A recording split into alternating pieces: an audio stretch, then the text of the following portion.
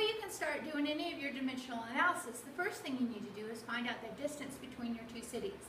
I will be giving you a little slip of paper that will have your cities on it. So for example, you're going to have two cities listed, and the first one's going to be where you start, or the sun, and the second one is going to be where you're going to end in your model, or Pluto. So the first thing you need to do is you're going to not draw on this very much. This is going to be your end product.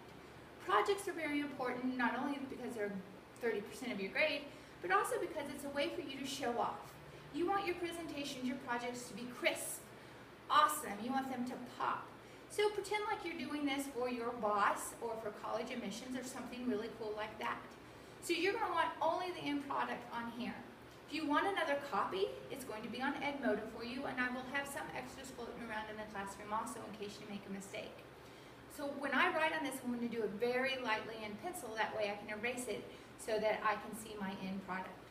So I'm going to draw a light line between my two cities. Let's say my last city is Dahlonega, and my first city is St. Mary's. So I'm going to start with St. Mary's as my sun. So I'm going to draw a very light line to St. Mary's. I know that I can measure this and convert it using my map scale down here. Okay? So I'm not going to measure in inches because that's not a scientific unit. I'm going to measure in centimeters. So it pays, make it to where you can read it really well. So from Dahlonega to St. Mary's, it's about 93.7 centimeters. Okay? For our scale, it might be convenient to move that to meters. So you can leave it in centimeters, it doesn't matter, but meters, it's easier to use. For this purpose, we'll leave it as 93.7 centimeters.